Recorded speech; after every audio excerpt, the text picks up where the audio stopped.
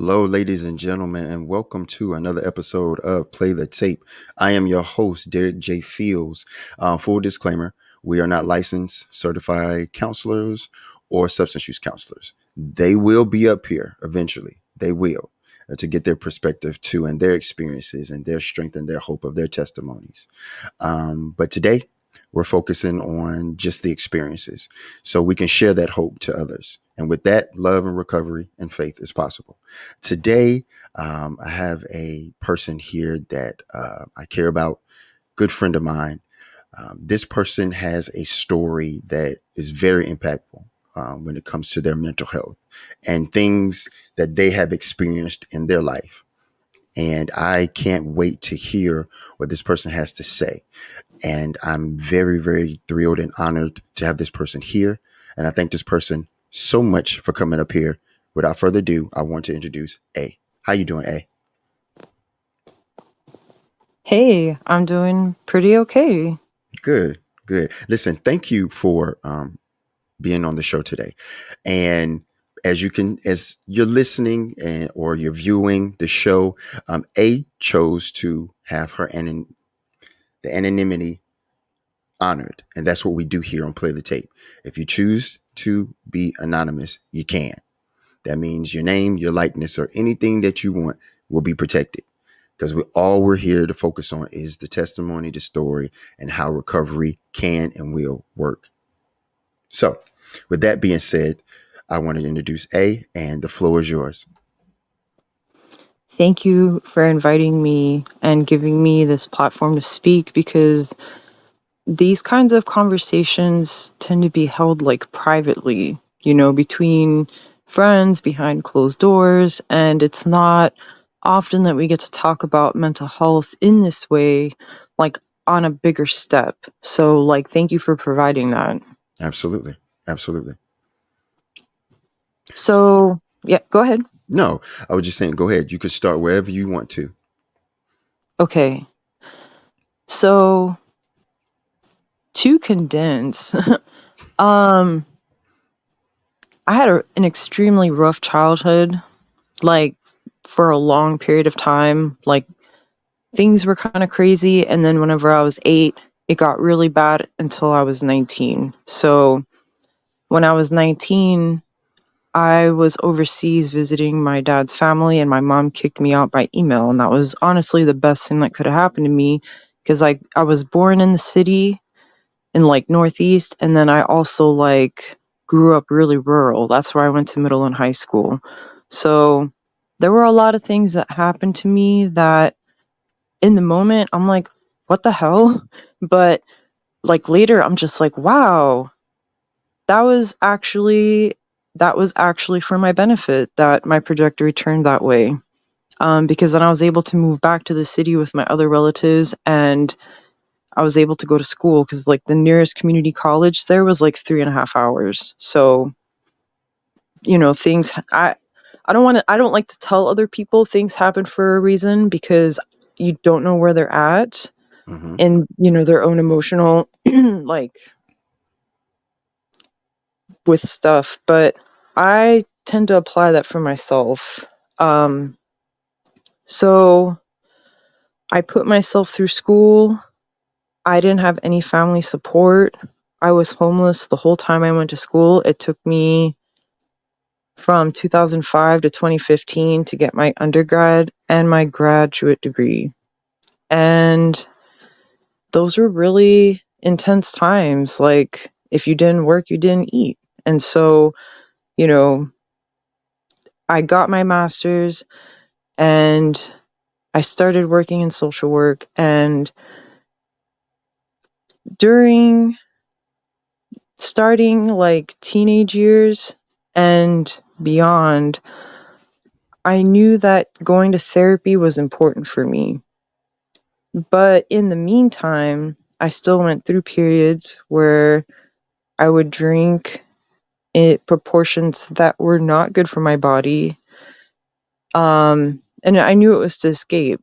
It wasn't social drinking. I picked up smoking weed and not advocating substance use, but that really helped with a lot of my PTSD. Um, and it's like, it's so weird being on both sides of the table because I'm a licensed clinical person with my state, Mm-hmm. and I'm able to provide therapy. And with the job, basically my career, so far,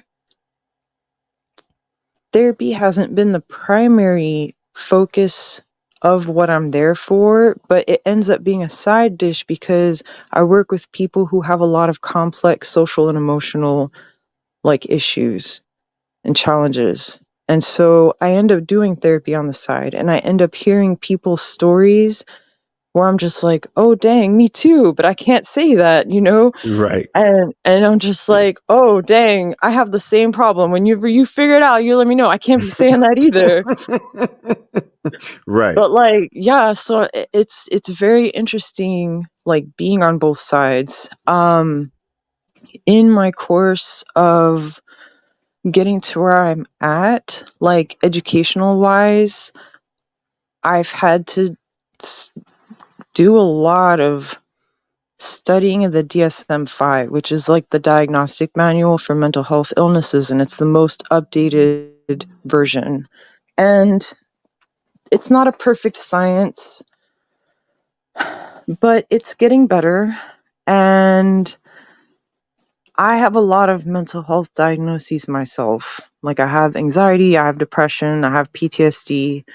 Um, and just working with people who have all different kinds of diagnoses that just come through the hospital, and working with people also, so I work at a veteran hospital, and it's really sad to see all the regulars that come in for alcohol detox.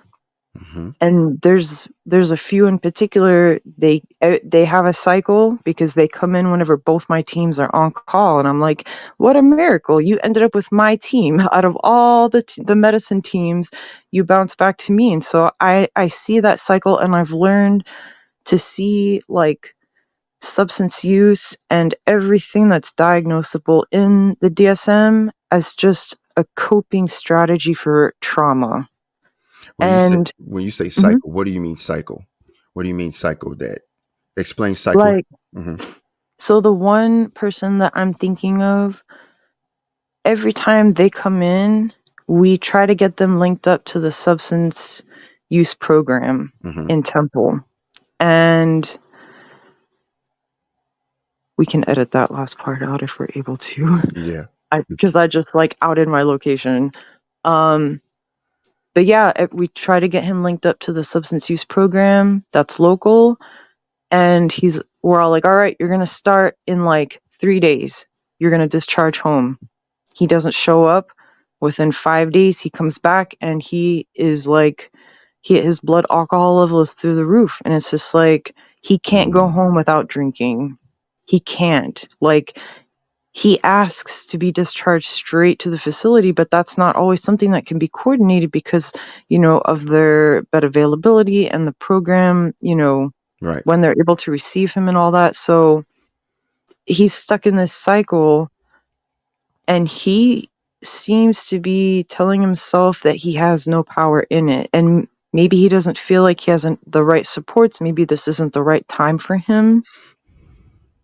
And he needs to keep going in his cycle until something like a bike, it's just going to keep going until the brakes are applied, which he doesn't seem to recognize he has brakes, or like a stick gets, stuck in one of the spokes, and then he falls out of his pattern by force. But it seems to be like the way he's going, it's going to be an external force and not internal. And it's Mm, sad yes. because I see it as an illness. Like, I know it's not, because I tell my patients when they tell me about their substance use, I'm like, thank you for telling me, because it's not something that's easy to talk about.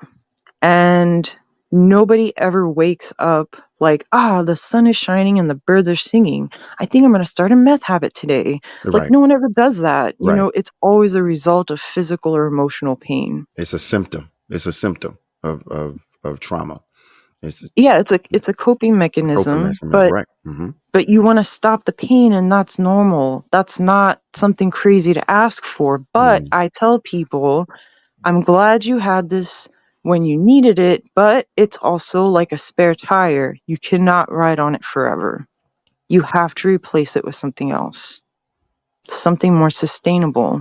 And I try to apply that to myself with my substances. Like, I smoke weed, and lately, like, I'll have periods where I drink more than I should.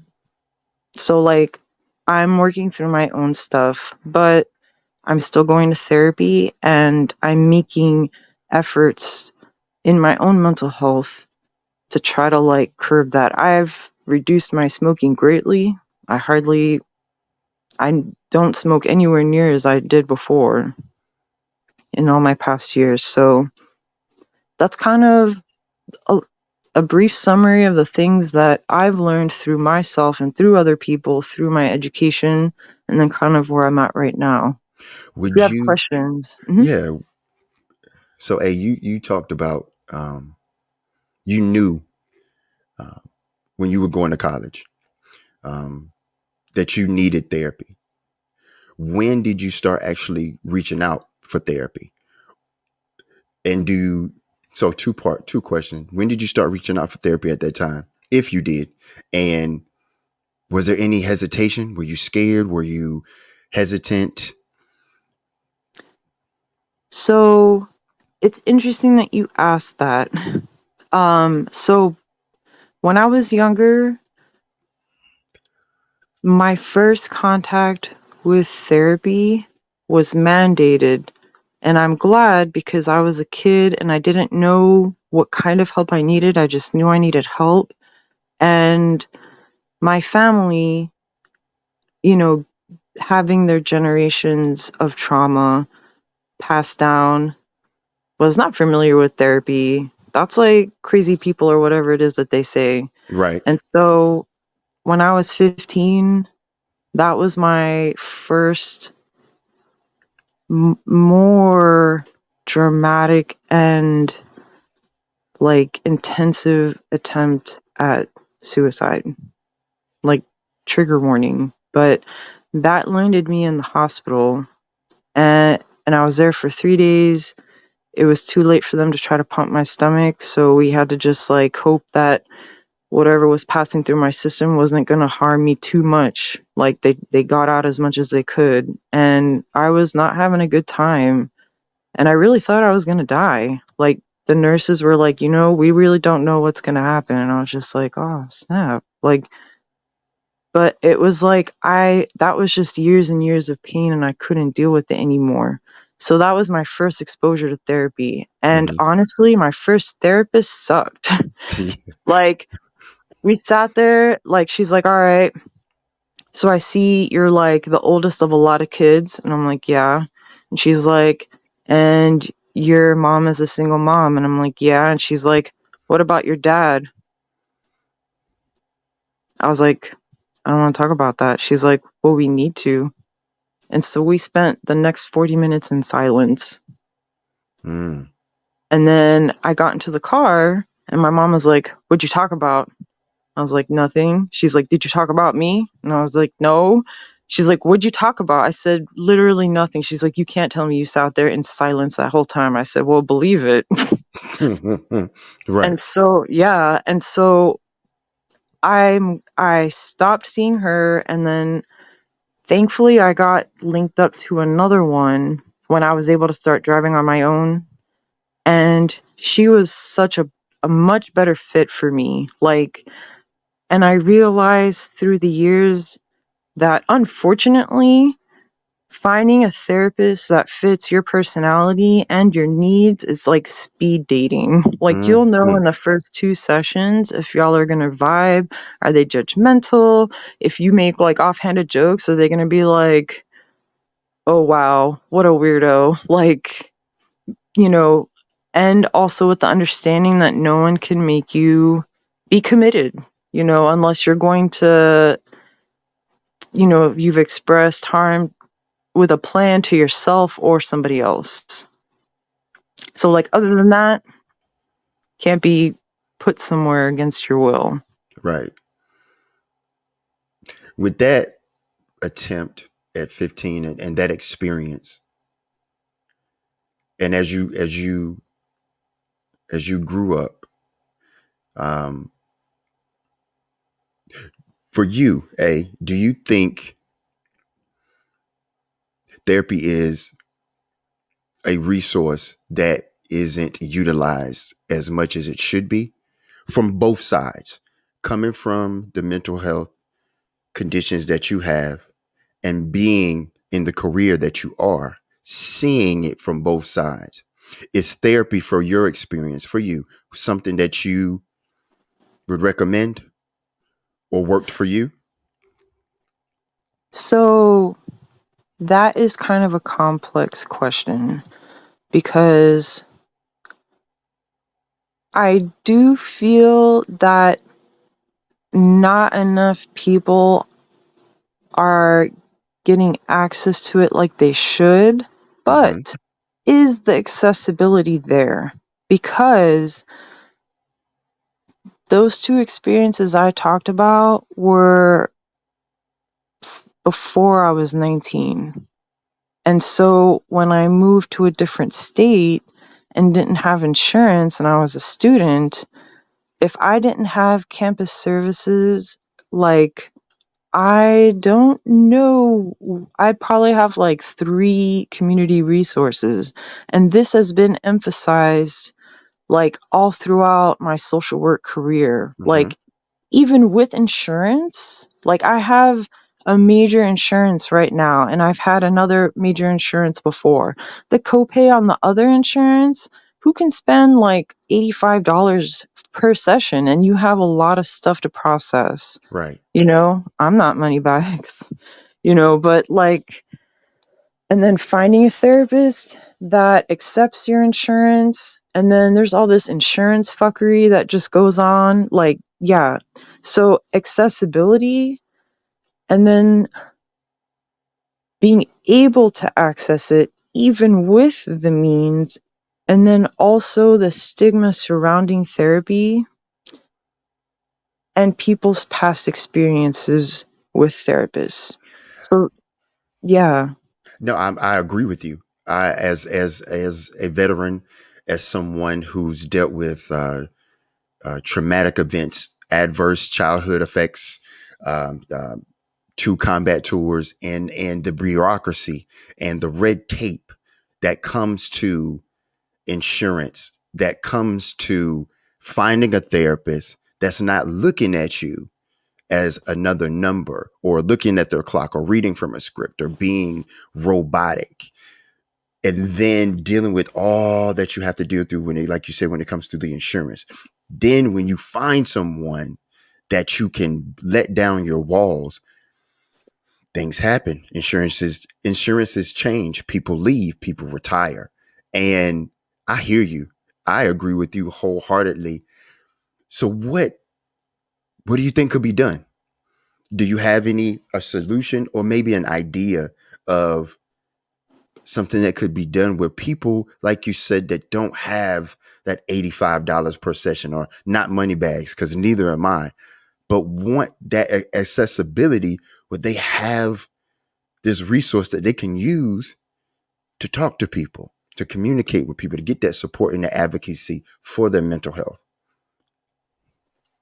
So the way I see systems and the world, I I understood in grad school that truly, like, so micro, meso, and macro, those refer to the 3 different levels, like, of community. And so Mm-hmm. micro would be like one-on-one, meso would be like engaging with communities, and then macro would be like more the bigger picture, like policy.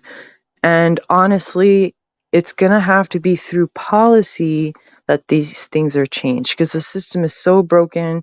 There ain't enough duct tape to like bridge the gaps. You got that right.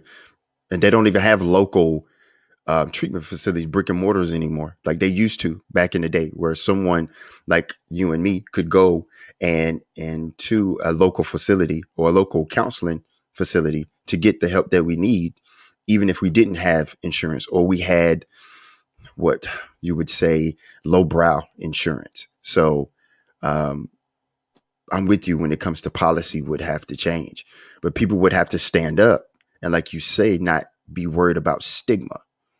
And I think that's a big thing when it comes to therapy and counseling, that people are afraid of, that stigma, that perception of, or he's crazy, she's crazy, what's going on, the chatter, the whispering. But also another thing that I hear from a lot of people Hmm. is that they don't have time because they are so busy working their 40 plus hours. I know one of my friends, she really, really wants to do therapy, but if she's not working, she's like full taking care of her like child with disabilities. Mm, So like even having the supports and society, and that's why I'm saying policy, because other things would need to change. Like right. if people were able to earn livable income, that's a stressor that would impact, like lessening that stressor would impact so many other social and cultural aspects, that are directly linked to people's depression Hmm. and anxiety. So I mean, that's why I'm saying policy is where it's at. Right. Like it's good for people to get engaged in these things, but some of the reasons why they need to engage are because of the other things that need to be impacted on a policy level. On a bigger scale. Right. Right. And that would trickle down to the community and then to the one-on-one, like you said. I definitely agree with the whole policy um, influence. I want to ask you, for you, does treatment help to go, if you can access it and if you have the time, would treatment work for you? Is it something that you can turn to if you need to? Is it a resource for you, or is it a couple different things? Is it treatment? Is it counseling? And is it medication? What works for A? So I'm going to tell you first two things that I wish that I wasn't in like supervision to have Mm-hmm. to learn this, but there's like two different levels of therapy. And it what the type there's like short-term therapy, and then there's like long-term therapy. And you're with a long-term therapist when they're giving you homework to do at home, because that's supposed to help start the change of your foundation of thinking.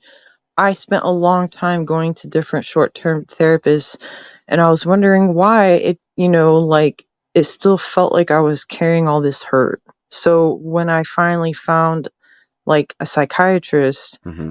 and there's LCSWs that do this too, where they, have their methods and theories that they're able to apply to get down deep, like it's scary, but it's the important work that needs to be done. And so for me, that kind of work helps. And also medication management. So seeing like psychiatry for medication for my depression, and then for my anxiety, that helps to keep things more at bay. So my depression is like less likely to get out of hand because it's chemical imbalance, or my anxiety isn't going to be like 1,000, galloping wild horses because I'm not taking my daily, maintenance medication. Right. So for me, both of those things work. I know medication's not for everybody, Mm-hmm. but therapy, like, because medication is the band-aid. It's supposed to help, you know, bring you bring your chemicals to a more balanced baseline because you've been in your anxious or depression state for so long that your body has learned a new, you know, baseline. And so the chemicals, that you're adding to your body are to help bring you back to a more sustainable baseline where you can manage. But therapy is, going into the root of the problem and trying to untangle it. So I tell people, because I've met a lot of people who only take meds, but Hmm. they don't go to therapy. And I'm like, okay, you're just slapping a Band-Aid on it, and you're going to have to change out that Band-Aid, but you're not getting to the root of the problem, to where Have, the healing can start. have you seen it the opposite way? Have you seen people that go to therapy but don't take medication? Have you Yeah. seen that? Okay. Okay. Okay. 'Cause I know for me, I had to get stable. Like you said, I had to get this, I had to get that stability, get back to my baseline, my homeostasis. I had to get back to my baseline so that I can go to therapy. I can go to counseling. I can be in a community of people, of like-minded people, that my peers that can support me. And then I can see this psychiatrist or psychologist or this therapist that can give me different coping skills or different methods or different ways to look at my trauma or things that are life on life terms that are affecting me, my depression and my anxiety. So I, that's what I needed. And then because when I first found out about PTSD, I was very angry, a lot of rage, didn't understand it. Then I had to get my medication to get stable so I could focus on the tools that I was being taught for Derek. I know that doesn't work. So if someone comes and they're saying that they're doing therapy and not medication, you said medicine and no therapy is a band-aid, but what is therapy and no medication? What is that? That is, I mean, not everybody necessarily needs medication. Mm-hmm. So, like, it's kind of meeting people where they're at. Because Gotcha. some people, they're able to, like, see, they don't feel in the depths of despair, but it's just like, man, I've had the big sads for a while, and I don't have the energy like I used to. Like, they're able to function, Mm-hmm. but they still feel some kind of way. Like, they still should go to therapy. And that's part of why, in this society and culture that we live in right now, like, the most guaranteed access you have to healthcare is when it's a crisis, Right. and then Yep. you have to go to a mental health hospital Mm-hmm. because they'll take you without insurance. But it's like, why did I have to get to this point to be able to be seen? Right. To be seen and to be heard. Absolutely. Yeah, so you Absolutely. don't have to wait until you're at the point where you know, it gets bad enough to be able to see. Like, if you're feeling some kind of way, like, go. There's people that been in a car accident and they need to go to therapy to talk about it because that's a traumatic event. Yes, it is. Yes, it is. Yeah, I tell people, I said PTSD and depression does not just exclusively for the military. You can have post traumatic stress disorder for, like you said, a car wreck, firefighters being abused physically, mentally, being bullied, being picked on. Like PTSD is a traumatic event that happens and it changes the chemical in your brain. And it's okay to say that I'm not okay and I need someone to talk to. And that's what we're trying to do here at Play the Tape. And with my guest A, we're trying to suggest through our experiences that it's okay. It's okay to go to therapy. It's okay to get help. And now they got telehealth. So what are your thoughts about telehealth when it comes to the mental health side of things? Where, hey, if I want to stay anonymous, I can go outside of the state, I can go outside of the county, you know, I can be in South Dakota and I can have a counselor or a therapist in California. So my anonymity is honored. What do you think? What are your thoughts about telehealth and counseling in that way? So that also is a complex issue Mm-hmm. because telehealth as a platform, I've started because I used to go to therapy face to face, and then whenever COVID hit, it turned to telehealth. And I actually enjoy telehealth a little better Mm-hmm. because of the convenience. And then also, I feel a little less bad when I'm crying because I'm not like crying in someone else's space. I'm crying in my own safe space, Right. even though there's a video. Right. Um, but on the flip side of that telehealth discussion, um, there's a lot. So the psychiatrists that I see, they're through like a local health system. So I know that they are a person here locally. There are websites that shall not be named that are an exclusive online platform, which is different from finding a local person in your area that will provide telehealth services. Like you log in, they link you up with anybody, and those I have some hesitation about that as, both a therapist or someone that's able to provide therapy Mm-hmm. and someone that receives it, because those have such a high turnover rate for therapists. They don't treat them well, and then that's going to impact your health care as, you know, a patient when you keep having to switch therapists, and all therapists have different modalities and different levels of commitment and different vibes. Like I had to go through that online part to get access to medications that were really difficult to get a hold of, even though I had a diagnosis for it, but because I'm an adult. And I'm like, what the heck? Like, just my local system with my crappy insurance was being a barrier to my own healthcare. So I had to go online, provide my legitimate prescription, Mm-hmm. and then I was able to get it like once. And then the psychiatrist, she bounced. And then they were like trying to get me linked up to another one. And that was taking a while. But then I was able to fix stuff like here locally so that I was able to get back on my medication again. Well, you But it's just, discover. Oh, go ahead. mhm. Sorry. Go ahead, A. Yeah, no, I was like, that can be a hot mess. There's high turnover, and that will impact your care. Were you discouraged? Were you a little discouraged with that? A little annoyed, or because I can understand. oh, The reason I'm asking is because there's a lot of people that deal with that on a daily basis that aren't as they're not as far in the journey of their recovery or in the journey of as of being aware as you are. So I know with dealing with all that could frustrate someone and discourage them from even trying again.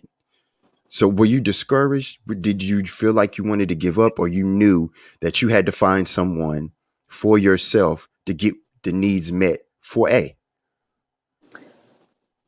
There were so many times in that journey that I felt really discouraged, and I was really angry and very frustrated because even when trying to get like meeting new therapists, and I will never forget this man. Mm-hmm. Um, it was when I had to change I had to change psychiatry offices because my person was retiring and they weren't hiring anyone to replace her. And I'm like, I work at a hospital. It's a different one that I work now, but I'm like, I work at a hospital. I receive my care here. Y'all are championing how you guys are like super big, with their focus on mental health. Mm-hmm. And I receive my care through their offices, and then they can't even replace someone who's retiring, and then they're referring me out to the community. And so like in the community, I the person that I was referred out to, they told me to bring all my meds, and I did. And there was a medication that I was taking, and it said on the label for PTSD. And so he's like, "Oh, you have PTSD?" I said, "Yes, because my name is on the bottle. My Mm-hmm. diagnosis is on the bottle, and the Mm-hmm. medication name is on the bottle. Right. And that's on my problem list." And then he's like, "Oh, when did you serve?" And I said, "I didn't." And then he's like, "Why do you have PTSD?" Mm-hmm. And so I happened to be going through it at the time. Like, my PTSD was really bad. And I had an experience right in my back pocket that I pulled out. And I didn't even realize that I had like zoned out while I was talking about it until I realized that parts of the floor were coming back into my vision.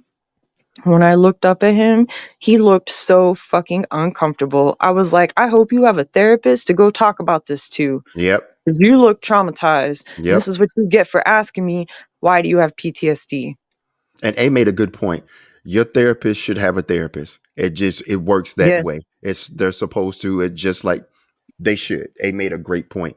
And yeah, we that's what I'm saying. Like we spoke about that. That it's more than just being in the military. PTSD affects people every day that have not In the served community.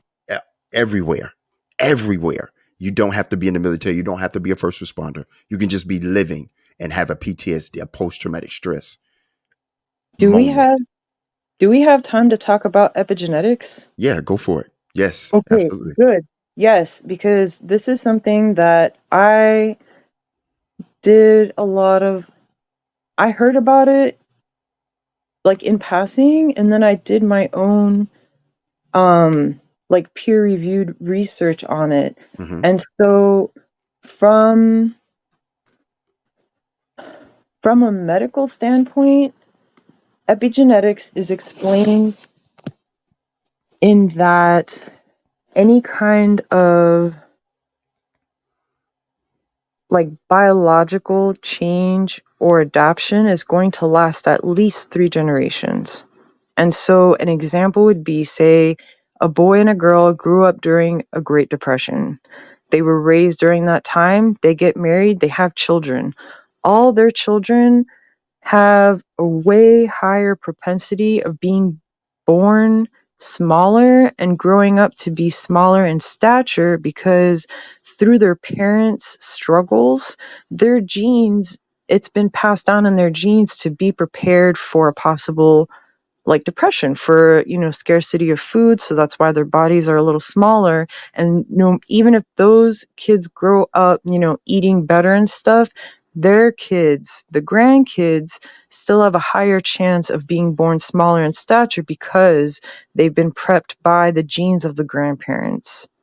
And so it takes 3 cycles for something to be able to have a chance to like come out. And so I've recognized with that like biological education in mind Hmm. that trauma really does get passed down, and it does get passed down in the body. And it's interesting because your genetics like can allow you to have a higher chance of getting depression under the right circumstances because you already have the like if your family has depression, anxiety, or these other medical or mental health diagnoses under the right conditions, that'll pop out of your body. And Wow. so No, go ahead. I was just saying wow because yeah, you're yeah, making me think. Okay, so being predisposed, even with depression and anxiety, you can even say that when it comes to substance use because it's yes. there, it's there, And and there's studies that show it with like native indigenous peoples, with Mexican American, family, like those cultures, you see it that there's a genetic predisposition for that. hmm yes, and then you couple that with your, so you have the predisposed, then it has to happen. Some traumatizing event can trigger, and then you're there. You're in the depression. You're in the anxiety. You're in the substance use. Now you're trying to cope. And now you're trying to live your life, not understanding what has happened to you or what's happening to you because there's no one to educate. Interesting. Interesting. Because I've heard that in therapy, I've heard that taught to me that because of my genes, what I was predisposed to, and the timing triggered not only my mental health, my PTSD and my depression, but triggered the learned behavior of survival using not just substances, but things to cope, Yes. to escape. And especially if you're coming from that pattern of generations where it's not acknowledged, it's not treated. And Mm-hmm. so in this day and age, with, better access to information, whether it's accurate or not, but also access to other people and being able to cast a wider network of support, because it doesn't have to be, your neighbor down the street because you got the payphone, or Right. the cell phone the size of a big old sneaker, like Mm-hmm. we have the internet. And so you're able to better understand some of what you're going through. Like, I have a friend that he got a vasectomy when he was in his 20s because all he knew was that he was messed up, and he saw those same traits in his family, and he did not understand what it was. He just knew that, like, in his words, my family's really fucked up, and I did not want to bring a child into the world and have them get involved in this mess. And it wasn't until like maybe like 2 years ago, he got a diagnosis of bipolar 2. And he said that at first he was like in denial and he didn't want to accept it because there's a lot of stigma around that diagnosis. And It is. even within, unfortunately, there's stigmas even within the mental health community. So I was really glad that he was able to get linked up to a mental health provider that didn't have that. And so he was able to get treatment. He takes his medications regularly. He was going to therapy. He said it explained so much about him. He realized a lot of unhealthy patterns and behaviors that his family had, but he had to like go way outside of himself to be able to find those answers. And so whenever you're coming from that pattern and you're just like waking up, like, what the heck? Like, what am I doing? What are we doing? How come no one ever explained any of this? And then whenever you get your diagnosis and you get your treatment plan, and then it feels like some people, because their families might be kind of stuck in those patterns, they feel like they're doing this journey on their own, like they're breaking free from their people to go on this journey. And that's a whole other thing. And I've seen where some people are like, you know what? I'm sorry that we've had this cycle, and I'm sorry that we've put you through it, but we're going to work together as a family, and I'm just like, bless. Like, this is the best case scenario, but Awesome. We got 10 minutes and I'm with you. That I am, for me, trying to break my cycle that I saw. And then I know my dad saw and his dad saw. So I'm trying to, for my children, not perfect and not claiming to be. I have my faults, but I'm owning them. I'm not sweeping them under the rug. I'm not doing it to keep a certain perception from others. I want to be an advocate for people and a voice for people that need hope when they think hope is not there, because I was like that. I was a hopeless person. I didn't think hope existed. I didn't think I would ever get out of the hell that I was in. But we strive and we pursue, and we're here doing this, being advocates, being voice to the voiceless, giving support. Wanted to ask you, I know for me, one-on-one therapy is great, but I love community. I love group. I love being able to connect with someone just like me, and seeing and learning what they did or did not do. What are your thoughts about that as group? We talked a lot about one on one, but let's just share for a little bit. What do you think about that group dynamic when it comes to therapy? So, when it comes to therapy, group is very beneficial, but I have a really good friend that works with veterans directly mental health. That is her straight up like job, and she's done group. And she had an instance where someone came to group and they showed up angry and triggered, and they were not ready for that. Like they needed to work on some of their stuff one on one before Hmm. being able to go into the bigger, spectrum of community, because it wasn't even group, that like it was just coping skills. You were asked specifically not to bring up traumatic events because it wasn't that kind of group. There was not going to be that kind of support, and Right. she already showed up triggered just to learn about coping mechanisms. So like you have to figure out your own comfort and your own progress and being real with yourself, because group can be helpful and therapeutic, but it's only helpful and therapeutic if you're ready for it, and there's nothing wrong with you if you're not. That's just where you are on your journey. Um, Good. I've heard in that self advocacy that you're gonna have to sometimes advocate for yourself, meaning you're gonna have to may do some research on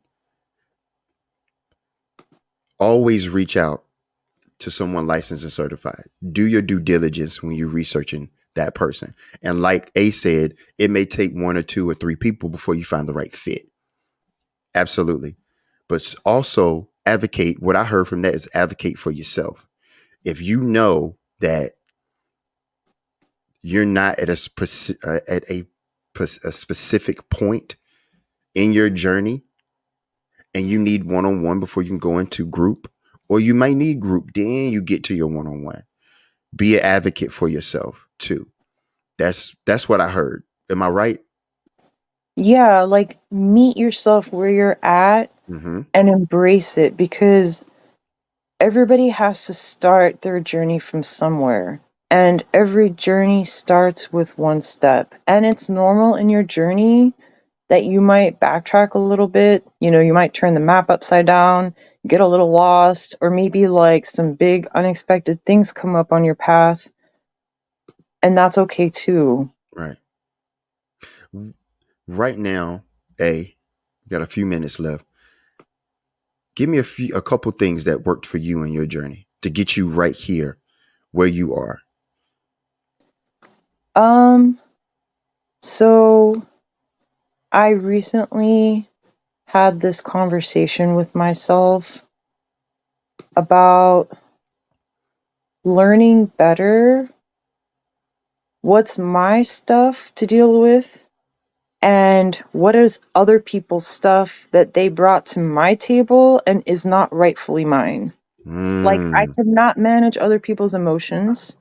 I cannot read other people's minds. If other people are upset with me or they're acting some kind of way, and I've asked them if everything is okay and they tell me yes, but they're still acting not normal, I can't stress about that. I can't, it's all in their court now. I have to wait for that communication and when they're ready. And then meeting myself where I'm at, like being honest with myself about my own progress and my own mental health, and like boundaries. Like, because that's how you're able to like create that space within yourself to learn how to depend on yourself and know that you are a safe person, and your body is a safe place. I like how you said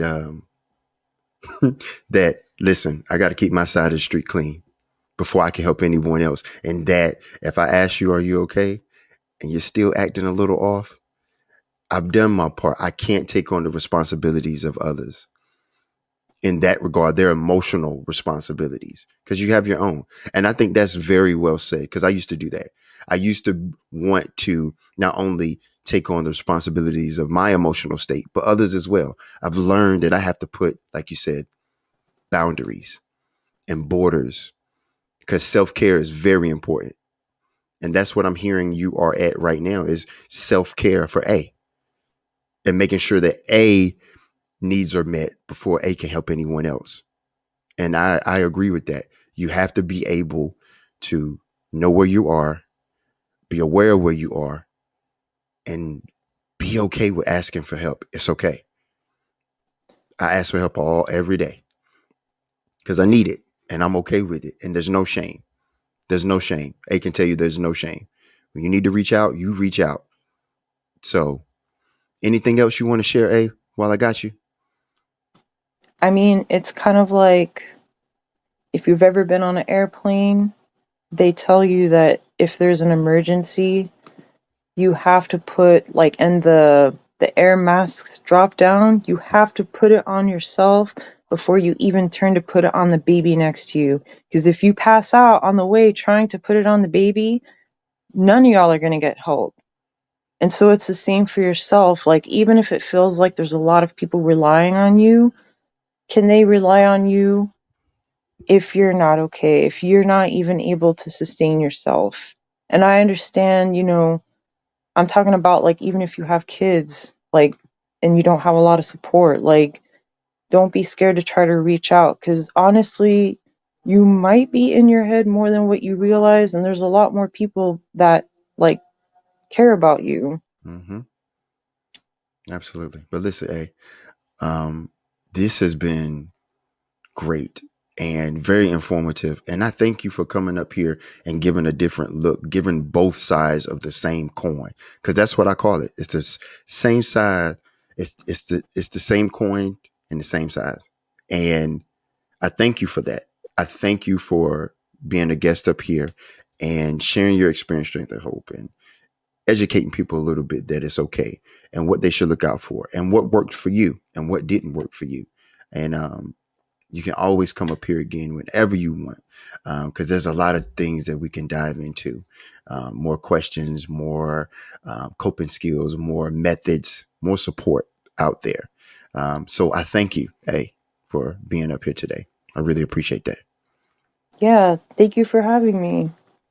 Okay, well, we'll catch up with you next time. I'll talk to you later. Okay, thank you for being up here. You have a blessed day. Definitely, you too. Bye. Listen, this has been a really good episode. All the episodes are good, but listen, we on Play the Tape, we're here to be advocates for you, to show you that there are people that care and will jump in that hole with you because they know the way out. We're not just surviving, we are survivors, but we're living moment by moment, day by day. To have peace comes understanding. With understanding comes love. With love comes faith. And with faith comes hope. And with hope comes recovery. Listen, if ain't nobody told you today that they love you, we love you. I love you.